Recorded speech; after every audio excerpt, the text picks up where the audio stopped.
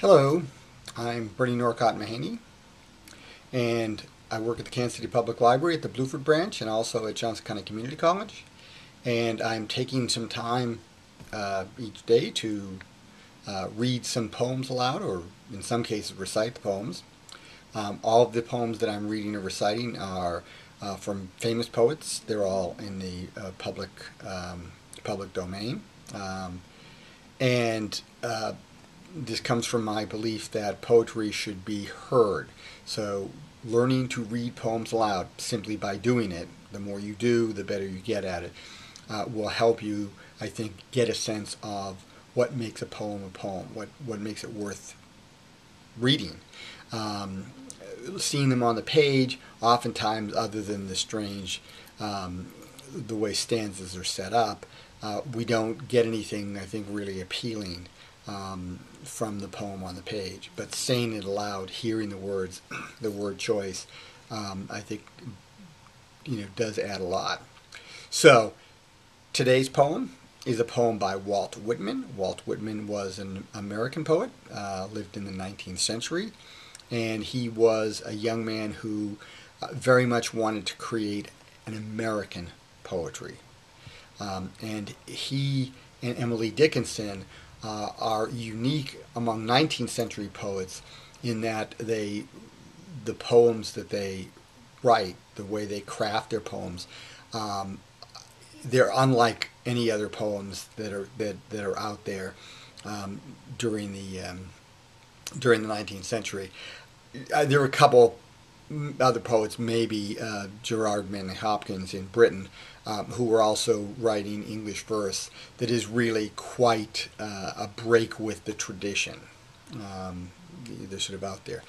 So this particular poem by Walt Whitman is called "O Captain, My Captain." It's a famous one by Whitman. If you've ever seen the movie Dead Poets Society, in that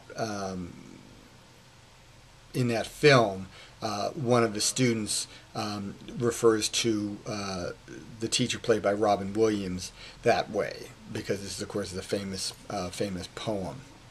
The captain in the poem is sort of an allegory, I guess. The captain in the poem is Abraham Lincoln. So this is sort of a eulogy to Lincoln. Ships are often used by poets to refer to the government, the nation. So the ship of state as a metaphor, that goes back to the 7th century BCE. The poet Alcaeus is the earliest recorded Western reference to the ship of state.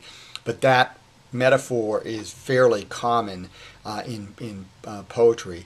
So here he takes that metaphor, and that would make Abraham Lincoln, of course, the captain of the ship of state that had been buffeted by war, just like a ship would be buffeted on the sea.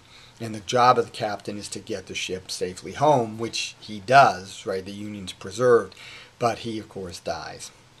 So this is the poem, "O Captain, My Captain," by Walt Whitman.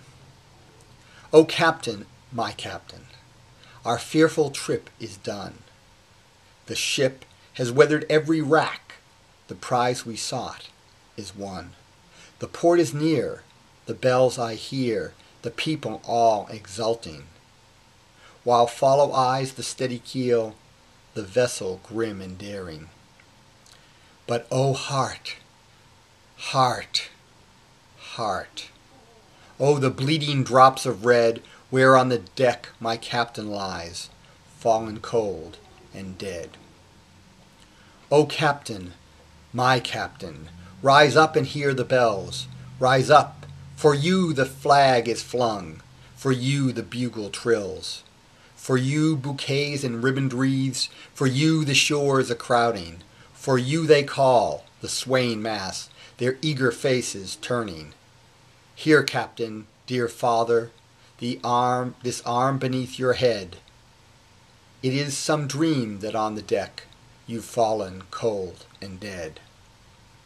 My captain does not answer, his lips are pale and still, My father does not feel my arm, he has no pulse nor will. The ship is anchored safe and sound, its voyage closed and done. From fearful trip the victor ship comes in with object won. Exult, O shores, and ring, O bells, but I, with mournful tread, walk the deck my captain lies, fallen, cold, and dead. So that was O Captain, My Captain by Walt Whitman. And I'll see you again tomorrow.